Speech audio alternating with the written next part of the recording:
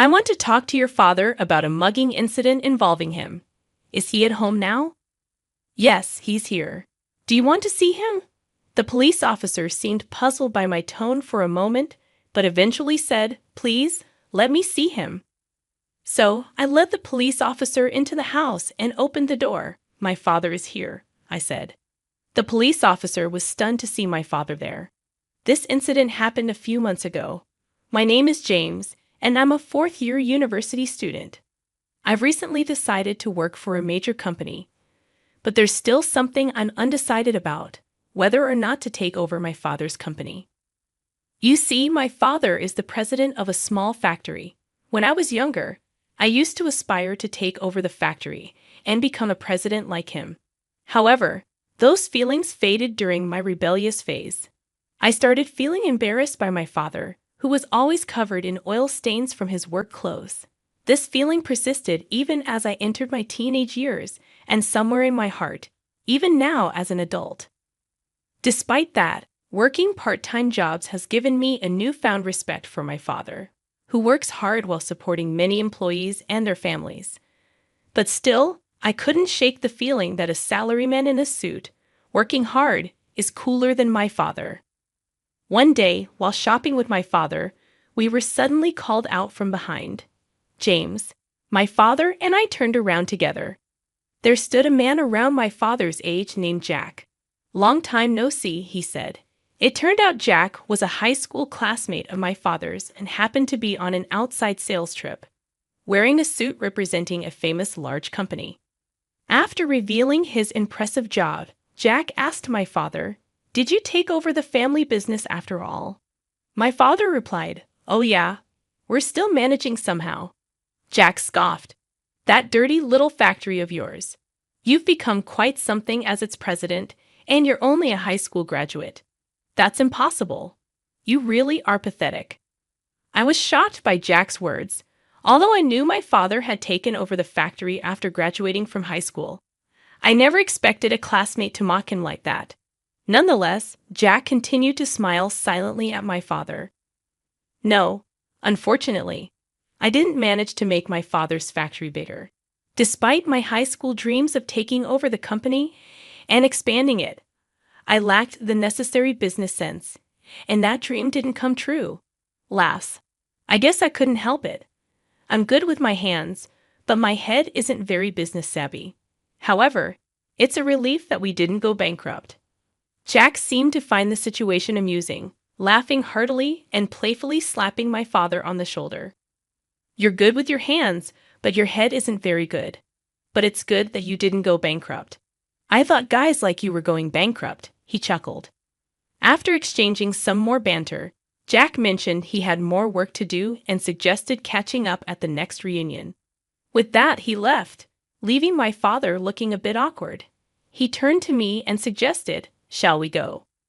We resumed our shopping, but at that moment, I couldn't help feeling that my father's work was being mocked, and I didn't offer any rebuttal. The balance between taking over my father's company and continuing to work for a famous large company tilted heavily towards the latter. A few weeks later, by chance, my father's alumni association was held at the bar where I worked part-time. The place was bustling with customers, and I didn't have many opportunities to attend to the table where my father's alumni association was taking place. Although I initially thought it was lucky, when I eventually had the chance to go to that table, I felt a bit embarrassed about serving drinks to my father's alumni association. Despite feeling uncomfortable, I kept quiet because it was my job. Our bar had private rooms, and when I arrived at the table where my father's alumni association was being held in one of the rented-out large rooms, my father, who happened to be near the entrance, greeted me with a smile. "Oh, James, are you his son?" My father asked the woman next to him, who then introduced me as his son. I politely greeted them and arranged the drinks on the table. With eyes resembling my father's and a serious demeanor similar to his, I served the drinks while his drunken classmates teased me, and I awkwardly laughed along. Jack, who was sitting at a table nearby, noticed us and chimed in. "We met recently too, James, right? Are you planning to take over your father's small factory?" I answered honestly, no, I'm still thinking about it. With an alcoholic breath that disgusted me, Jack loudly proclaimed, "Stop it. Your father's company is nothing special. James should work for a company like me instead of taking over such a company." He then proceeded to brag about his career history, but something seemed off. He had claimed to be in sales when we last met, but now he said he was the head of accounting. Sensing this discrepancy, I kept quiet, knowing it could be troublesome to point it out. However, my father, in his drunken state, spoke up, asking, "Has your department changed since we last met?" "It hasn't been that long. A few weeks ago, was it an urgent transfer? Did sales not suit you?" Jack looked flustered and nodded, admitting, "Yes, that's right. Sales wasn't for me. As soon as I transferred, I became the head of accounting." My father pointed out that the company Jack boasted about had been absorbed by a foreign company, and its accounting department was based overseas. This revelation drew laughter from the crowd. Embarrassed and regretful, Jack mumbled, "I'll go home," and left with heavy footsteps. People around us reassured my father that he hadn't done anything wrong, suggesting that Jack must have always been like that. Seeing my father praised for his honesty rather than being laughed at made me happy, even though he was drunk. My father appeared composed when he spoke up about what everyone else found difficult to address. Half a year has passed since then, and I still spend days contemplating whether or not to take over my father's company. My confusion only deepens day by day, and honestly, I don't know what to do. One day, while relaxing at home, the intercom rang. Since my mother wasn't there, I went to the entrance. "Yes, hello," I said. "You're James?" The visitor in uniformed clothes asked. Surprised and wondering if I had done something wrong, I replied with a stiff voice, "Yes." The police officer then mentioned something about a purse-snatching incident and said there was something they wanted to ask my father. "Purse snatching? My father?" I exclaimed. "Yes, your father is suspected of purse snatching." "Is he at home now?" the officer inquired. "Yes, he's here." "But do you want to see him?" I asked. The police officer seemed puzzled for a moment at my tone, but eventually said, "Please, let me see him." I led the police officer into my house and opened the door to the room. "My father is here," I said. The room had a Buddhist altar and a photograph of my father. I then informed the police officer that my father had passed away in a traffic accident, which left him frozen in shock. "I'm sorry for your loss," the police officer said. Curious, I asked who had accused my father of purse snatching, but the officer replied that it was personal information and couldn't be disclosed. After apologizing to me several times, the police officer left. A few days later, while working at my father's factory to fill the void left by his absence, Jack barged in. "Take me to your father. Return what he stole," he demanded loudly, his voice overpowering the noise from the large machines in the factory. I was surprised, and so were the other employees who stopped working and looked surprised. I addressed Jack, saying, "My father isn't here." Jack insisted. "Then call him out right away.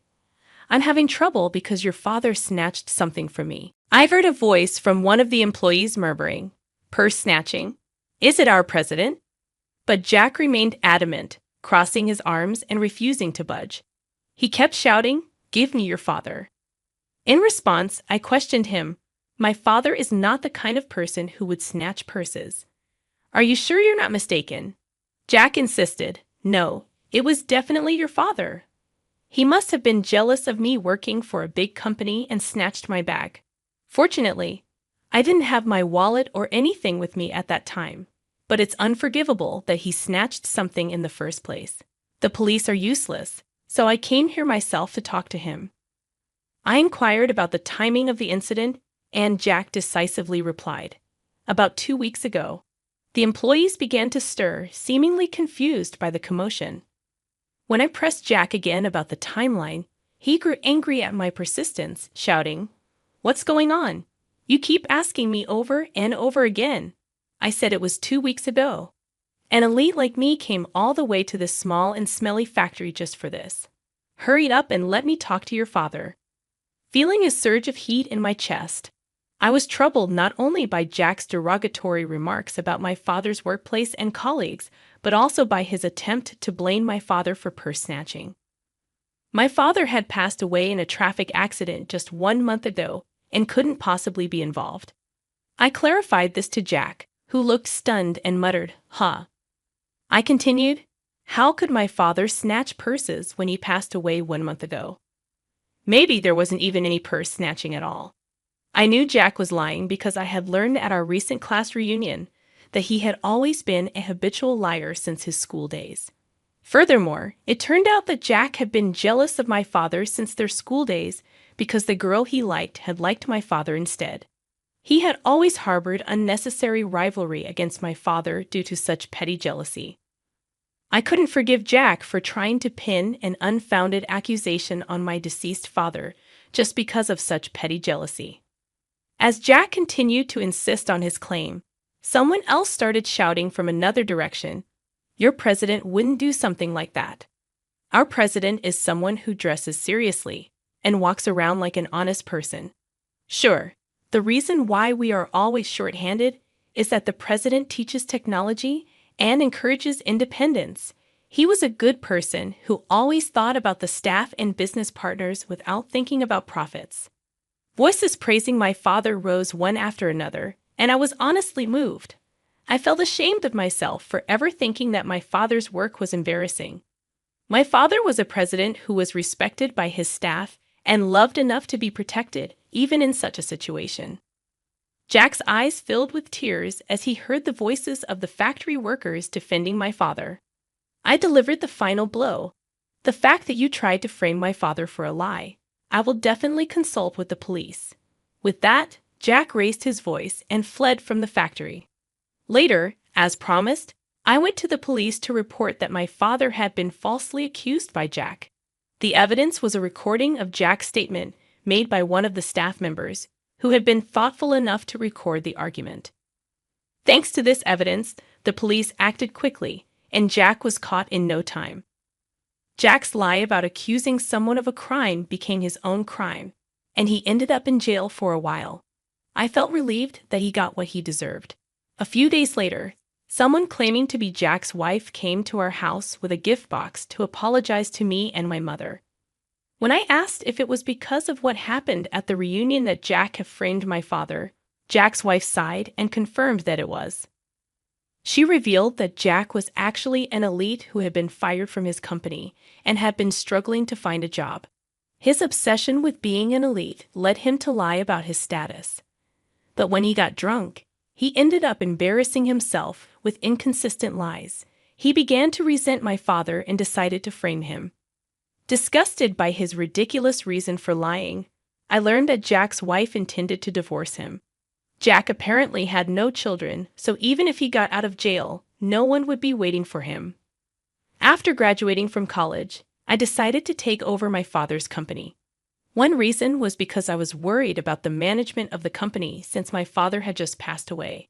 Another reason was because I couldn't forget the voices of the staff members who had protected my father when Jack lied about him. I wanted to become a president who is loved and respected by staff members like them. That incident became a turning point for me. Belonging to the Faculty of Business Administration, I could manage the part of management that my father wasn't good at, but I had to learn from staff members about technology. They taught me many things, saying, "If it's for your son," and they also told me many stories about my father. Every time they did so, I realized how great my father was. After work, covered in oil stains, I spoke to his portrait. It's embarrassing now that I used to think this is uncool. This dirt is proof of how hard my father worked. I'll do my best to become a president like you, and I'll definitely make your dream come true. I spoke to his portrait again and felt like my father smiled. I'm going to work hard from now on to become a president like him.